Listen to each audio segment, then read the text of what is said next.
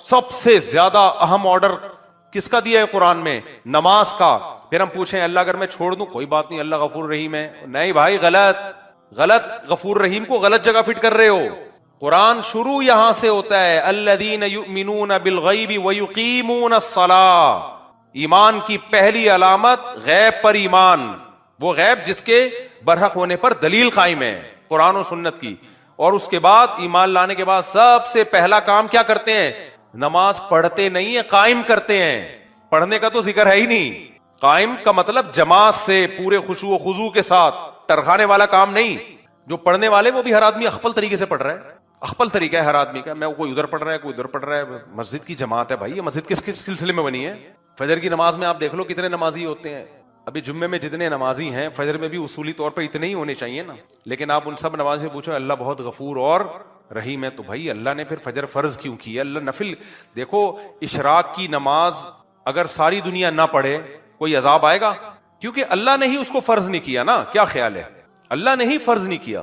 فجر تو اللہ نے فرض کی ہے، ظہر اللہ نے فرض کی ہے، عصر اللہ نے فرض کی ہے، مغرب اللہ نے فرض کی ہے، عشاء اللہ نے فرض کی ہے. اس میں کیسے یہ ممکن ہے کہ آپ چھوڑ دو؟ بھائی ابو مسعود رضی اللہ تعالیٰ عنہ یا عبداللہ ابن مسعود صحابی کے نام میں مجھے تھوڑا سا تردد ہو رہا ہے. ان کی صحیح بخاری مسلم کی حدیث ہے. وہ کہتے ہیں ہم نبی کے دور میں کسی عمل کوئی گناہ اگر ہو جائے نا، اس کے بارے میں یہ نہیں سمجھتے تھے کہ اس گناہ کے کرنے سے انسان کافر ہو جاتا ہے. لیکن نماز چھوڑنے والے کو ہم یہ سمجھتے تھے یہ اسلام سے کیا ہے؟ خارج. کیونکہ کسی مسلمان کی یہ مجال نہیں تھی کہ وہ نماز چھوڑ دے. اب اس حدیث کی تشریح میں وہی بات ہے نا، حدیث کی تشریحات میں اختلاف ہوتا ہے. عبداللہ بن مسعود یا ابو مسعود رضی اللہ عنہ، ان کی حدیث سمجھ میں آئی؟ بخاری مسلم کی حدیث. وہ کہتے ہیں دیکھو اس میں فقہا کا اختلاف ہے کہ کسی گناہ کو کرنے سے کافر ہوتا ہے کہ نہیں ہوتا. تو جمہور علماء کہتے ہیں گناہ کوئی بھی کر لو اس سے انسان کافر نہیں ہوتا، گنہگار ہوتا ہے. کیونکہ کفر کا تعلق عقیدے سے ہے، عمل سے نہیں ہے. کوئی زنا کر لے، اللہ نہ کرے، شراب پی لے، چوری کر لے، تو اس سے گنہگار تو ہوگا، اسلام سے خارج نہیں ہوگا. لیکن نماز چھوڑنا ایک ایسا جرم ہے، ایسا گناہ ہے کہ جس کے بارے میں تین امام مالک، امام ابو حنیفہ، امام شافعی کہتے ہیں کہ کافر تو نہیں ہوتا، کفر کے قریب پہنچ جاتا ہے. لیکن امام احمد ابن حنبل رحمہ اللہ تعالیٰ کہتے ہیں کہ اگر کسی نے جان کر فرض نماز چھوڑ دی تو وہ سچی مچی میں کافر ہو جاتا ہے. سمجھ میں آ رہی ہے بات کہ نہیں آ رہی ہے؟ وہ سچی مچی میں کیا ہو جاتا ہے؟ تبھی آپ نے عرب کو دیکھا ہوگا، وہ کچھ بھی ہو نماز نہیں قضا کرتے، نماز نہیں قضا کرتے. وہ وجہ اس کی وہ تو اسلام سے ہی نکل جائیں گے ہم. اور اسلام سے نکلنے کا مقصد کیا ہے؟ نکاح بھی ٹوٹ گیا. اگر آپ نے حج کیا تھا تو وہ حج بھی کیا ہو گیا؟ ضائع. اور اگر آپ بغیر توبہ کے مر گئے تو سعودیہ کے شیخ بن باز رحمہ اللہ تعالیٰ کا فتویٰ ہے کہ بغیر توبہ کے مر گیا تو مسلمانوں کے قبرستان میں اسے دفن بھی نہیں کیا جائے گا. یہ مطلب ہے اس کا نماز چھوڑنے کا. سمجھ رہے ہو؟ رفیع بھائی کو اشکال ہو رہا ہے، پھر بچے رفیع بھائی ایک دم بچوں پہ آ جاتے ہیں کہ پھر بچے کیا پیدا ہو رہے ہیں. خیر تو امام احمد بن حنبل کی دلیل بھی کمزور نہیں ہے. دلیل میں یہی حدیث پیش کرتے ہیں جو میں نے بخاری مسلم کی حدیث پیش کی. صحابی رسول کہتے ہیں کہ ہم نبی کے دور میں کسی گناہ کے بارے میں یہ نہیں سمجھتے تھے کہ اس گناہ کو کرنے سے انسان کافر ہو جاتا ہے، گنہگار ہوتا ہے، وہ کافر نہیں ہوتا. لیکن نماز چھوڑنے والے کے بارے میں ہم یہ سمجھتے تھے یہ کیا ہے؟ کافر. باقی تینوں ائمہ کی طرف سے جو اس کا جواب دیا جاتا ہے اس حدیث کا وہ یہ ہے کہ بھائی چونکہ اس زمانے میں کافر ہی نماز چھوڑتا تھا، مسلمان کے بارے میں تصور نہیں تھا، تو اس لیے جو نہیں آ رہا ہے اس کا مطلب تھا وہ کافر ہے. تو یہ تو انہوں نے زمانہ ہی نہیں دیکھا تھا نا کہ مسلمان بھی ہو اور نماز بھی نہیں پڑھ رہا. یہ تو وہ ان کے ذہن میں تصور ہی نہیں تھا کہ مسلمان ہو کے بھی کوئی نماز چھوڑے. تو راجح بات یہی ہے کہ نماز چھوڑنے سے انسان کافر نہیں ہوتا. لیکن اس سے یہ تو پتہ چلتا ہے کہ صحابہ کی نظر میں اسلام کی جو سب سے بڑی علامت تھی وہ کیا تھی؟ نماز. مسجد میں آ رہا ہے نہیں آ رہا ہے تو مسلمان ہے، نہیں آ رہا ہے اس کا مطلب مرتد ہو گیا. یہ وہ واقعی اس کو مسلمانوں کے قبرستان میں دفن نہیں کرتے. وہ سمجھتے تھے کہ یہ تو کافر، مسلمان ہوتا تو آتا نا.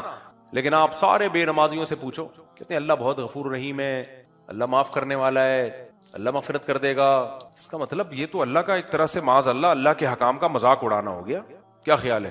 مذاق اڑانا ہو گیا کہ نہیں ہو گیا؟ وہ کہہ رہا ہے درجنوں جگہوں پہ علامات بیان کر رہا ہے مومن نماز قضا نہیں کرتا. میدان جنگ میں نماز قضا کرنے کی اجازت نہیں دی، میدان جنگ میں نماز قضا کرنے کی اجازت نہیں. اس سے بڑی کوئی ضرورت ہو سکتی ہے؟ سفر میں اجازت نہیں دی ہے، 2 کر دی 4 کی، چلو 2 پڑھ لو. یہ 2 اس لیے دیے کہ قضا نہ کرو. سفر میں دیکھ رہا ہوں تو لوگ چھوڑ کے سفر ہے بھائی، سفر میں چلتا ہے، چلتا ہوتا تو اللہ 4 کی 2 نہ کرتا نا، اللہ کہتا ہے 4 پڑھو، نہیں پڑھی جائیں تو چھوڑ دینا۔ تبھی سفر میں سنتیں مؤکدہ نہیں رہتی، 4 کی 2 نہیں ہوتی سفر میں۔ کیوں؟ سنت مؤکدہ کا تعلق اس سے ہے کہ پڑھنا مشکل ہے کہ نہیں ہے، تو اگر سفر میں مشکل ہے تو پوری چھوڑ دو، نہیں مشکل ہے تو پھر پوری پڑھو۔ اس کا تعلق سفر سے نہیں ہے، اس کا تعلق ہے کہ پڑھنا مشکل ہے یا نہیں ہے۔ بعض دفعہ ایئرپورٹ پہ آپ وہ جہاز نکل رہا ہے یا ٹرین نکلنے والی ہے تو آپ چھوڑ دو سنت مؤکدہ، لیکن کہیں اسٹے کیا ہوا ہے آپ نے 10 دن تو ہو تو سفر میں، لیکن علماء لکھتے ہیں پھر وہاں سنت مؤکدہ پڑھنی پڑے گی آپ کو۔ نبی سے جو سنتیں یا صحابہ سے جو سنتیں چھوڑنا سفر میں ثابت ہے وہ ٹریولنگ کے دوران، کیونکہ اس میں مشقت ہوتی ہے۔ اب لوگ کیا کر رہے ہوتے ہیں، 10 دن کہیں جا کے اسٹے کیا ہوا ہے، وہاں بھی سنتیں نہیں پڑھ رہے، بھائی یہاں تو مؤکدہ ہی ہے یہاں، کیونکہ سفر سنتوں کا، اب میں فقہی اصطلاح استعمال کروں گا اس کے لیے کہ جو فرض نماز قصر کی جاتی ہے اس کا تعلق مشقت حکمیہ سے ہے، یعنی سفر سے ہے، چاہے مشقت ہو یا نہ ہو، لیکن سنت مؤکدہ کا تعلق سفر سے نہیں ہے، مشقت سے ہے۔ تو سفر میں مشقت چونکہ ہوتی ہے تو اس لیے نہیں پڑھو، لیکن کہیں اسٹے کیا ہوا ہے تو اب تھوڑی مشقت ہے۔ آپ 10 دن کے لیے چلے گئے اپنی نانی کے یہاں لاہور میں آپ اپنی نانی کے یہاں گئے ہوئے 10 دن کے لیے، بڑے آرام سے نانی کے یہاں جا کے تو انسان انجوائے کرتا ہے نا۔ ہم تو بچپن میں جب عیاشی کے لیے نانی کے یہاں ہی جایا کرتے تھے، کہتے ہیں بچہ ددیال میں پٹتا ہے، ننیال میں بگڑتا ہے، کھاتا پیتا ہے، وہاں نانیوں کی طبیعت میں رحم کا مادہ زیادہ ہوتا ہے، دادیاں تھوڑی سی الگ اسٹائل کی ہوتی ہیں۔ تو اب نانی کے آپ گئے ہوئے ہو تو اس سے زیادہ ریلیکس کبھی ہو سکتے ہو؟ تو وہاں سنتیں پڑھنی پڑیں گی، فرض تو 2 ہی پڑھیں گے کیونکہ سفر سے تعلق ہے فرائض کا۔